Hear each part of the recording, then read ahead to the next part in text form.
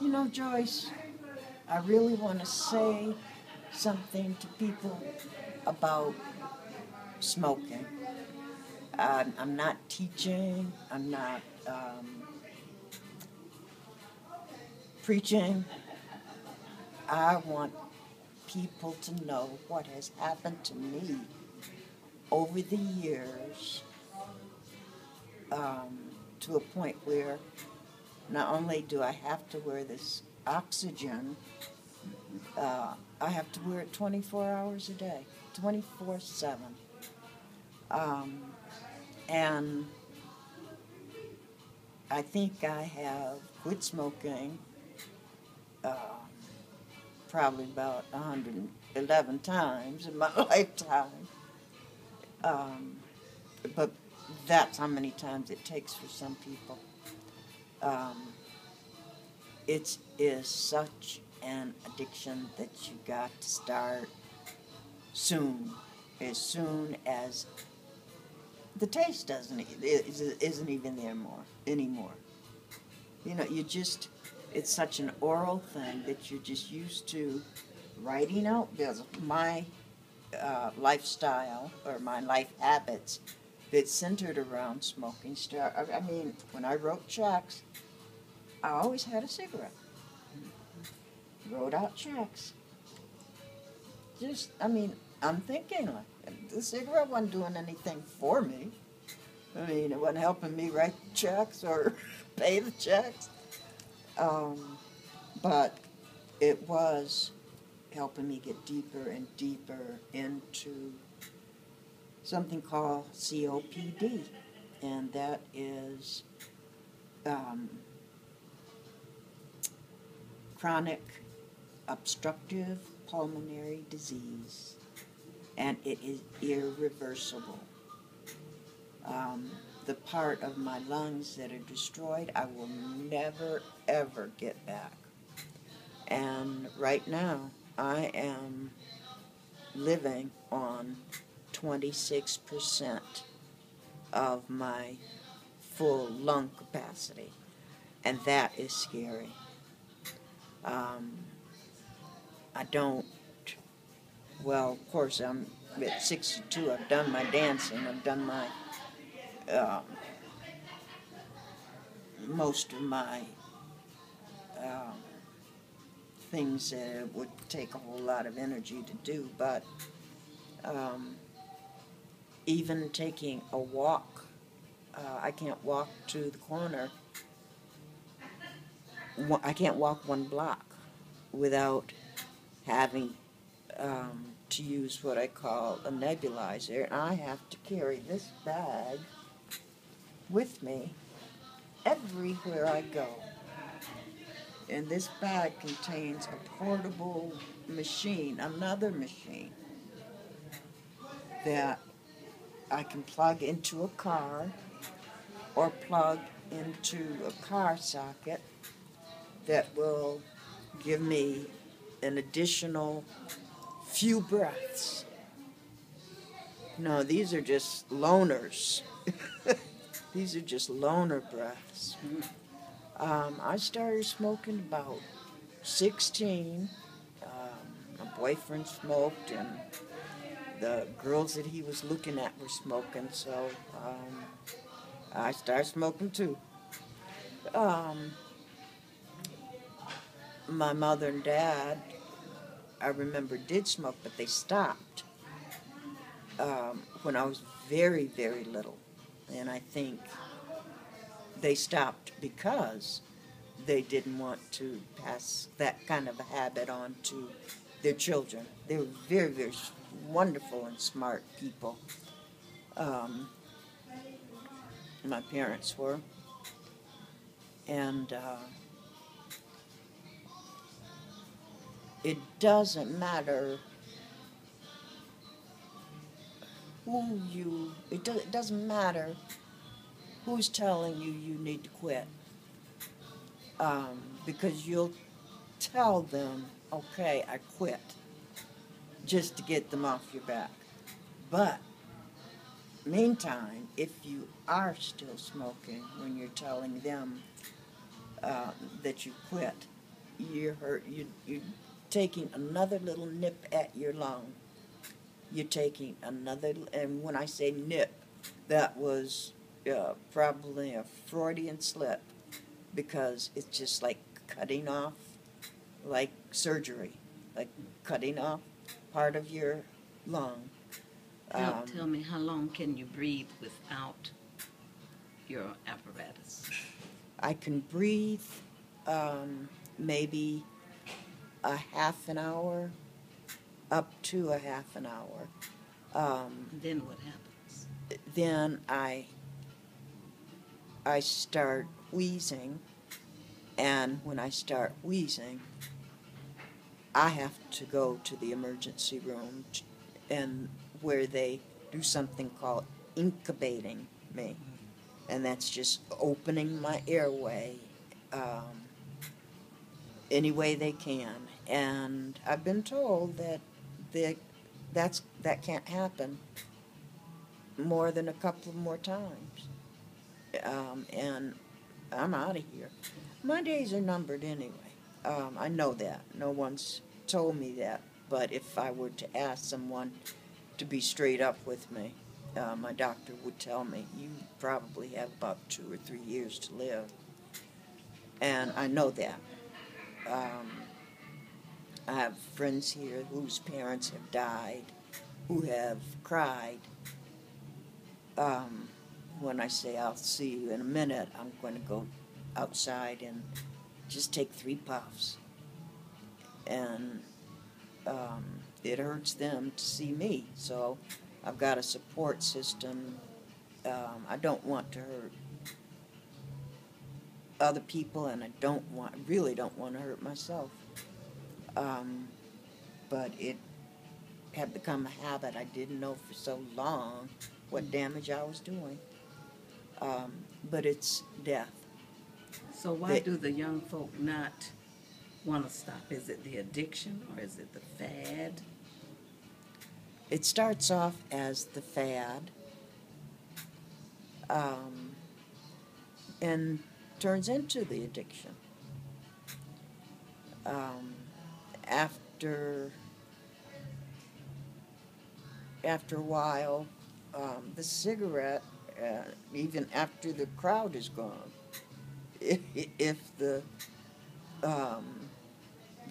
quote cool folks that you started smoking around, Mm-hmm. if they're gone, you'll find yourself still smoking. And why now? There's no fad. It's an addiction now, by now. And let me just stress, the biggest thing you need to know, or people that smoke need to know, is it leads to death. And I can't be any more straight than that. Well, tell me, what were the signs before you started having to use oxygen? What kind of things gave you the signs that this was deteriorating your ability to breathe? A hacking cough that I heard in a former mentor of mine. And I could easily rationalize a cold, that I was coughing that way because I had a cold or something like that. I really didn't know that it was the beginning of a deadly disease. So you weren't really clued into the signs? Wasn't clued in. Every doctor that I went to just begged me, stop smoking, Tanya. Just stop smoking. No, and they had people's pictures on the wall of people celebrating people that had stopped. You mean famous people? No, just ordinary people like me. Ordinary people just that had come in, probably had smoked as long as I had, because I started very young. I mean, doctors started telling me at a very, very early age. Um, well, when I say early, 35 or 40-ish. Um, you need to stop smoking. And stop smoking, Tanya. You know, and there's nothing, they couldn't put me in jail for smoking.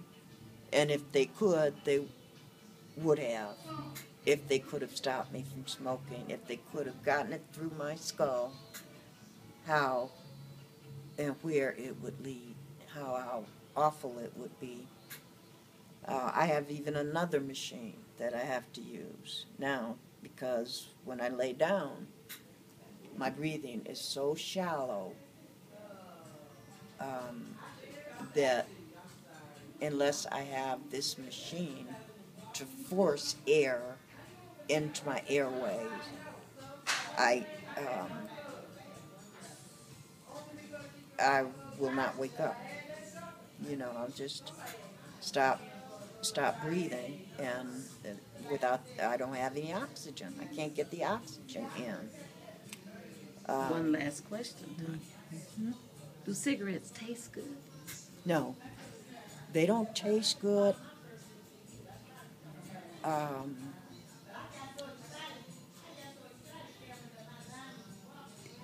my doctor told me that he said, you know, cigarettes are um, an antidepressant, and he didn't mean that in a good way. He meant that in a way that when I'm stressed, I will pick up a cigarette to create an illusion of inhaling and okay, so now it's okay. I've exhaled. But I mean, he certainly wasn't saying that it was a good thing to use for anxiety or anything else. He was just saying that that's why I'll grab it. That's why it's part of an addiction. Does it make you feel better, though? No, it doesn't. Actually, I need to be as strong as I can. I need to eat as well as I can. Um, I need to eat particular foods that strengthen me and help my immune system, help help my help provide protein so that I have energy. I have very little energy. I have to walk very slow. Sometimes I have to talk very slow. Um, but it takes your appetite. So sometimes it's just dangerous in many, many, many different ways. It takes your appetite. It stinks. Most people who have been able to stop do not like being around Others people who smoke anymore. Mm-hmm. And I don't blame them. I noticed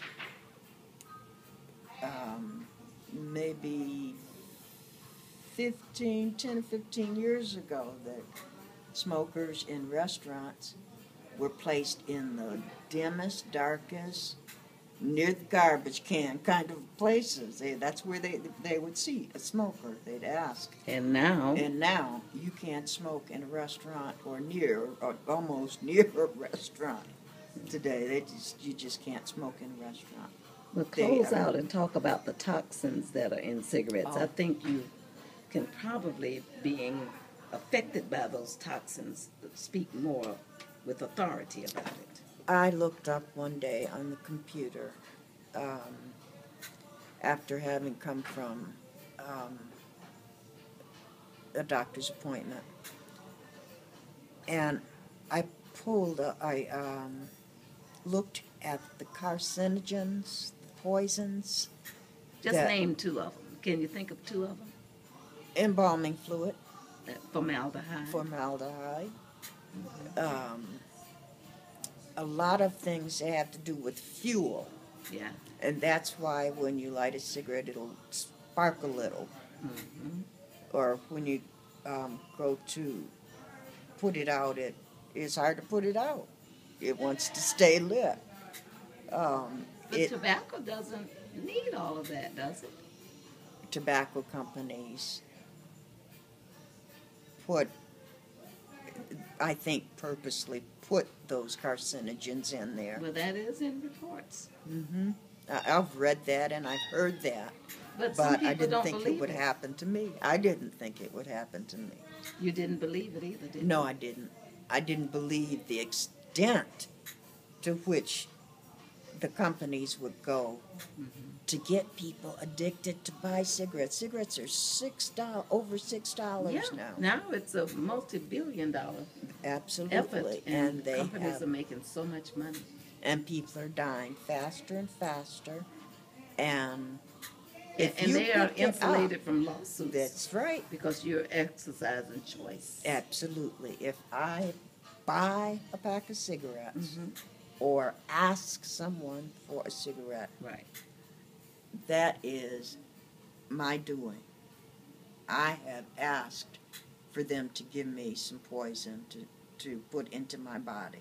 And the I warning am- label exempts them from excuse or liability. Exactly. And no one reads it. No one reads it. They could care People less will about see the logo, and that's all. They could care less, or I don't say they could care less, but it's another one of those, oh, it happened to such and such, it's not going to happen to me, or I have a few more years and I'll quit, you know. And now it's down to where I don't think I have a few more years. I think it's going to be sooner rather than later. And I created this. But do you think that a lot of young folk, this is speeding up the process? It took you over 40 years to get into this shape. Correct. But I do notice when you mention the signs that there are young people who seem to have a smoker's cough. Is that phlegm and things that come up from the throat and the lungs? That's right, it is. And it seems to, it feels like it gets stuck to your ribs. Sometimes it won't come up. You can cough and it won't come up. And that's an irritating feeling. But when it comes up now, I have to spit it out, or else I recycle it in my body. And it does not digest. No. I mean, there have been times that I threw up and I saw mucus in there, and it was, I had to use utensils to clean out the sink. If I Is could it that just thick? it's that thick. And Something like that clinging to the lungs, exactly. into the throat. It can choke it. It's choking me now, and I've stopped. So does it build up sort of like an antibody?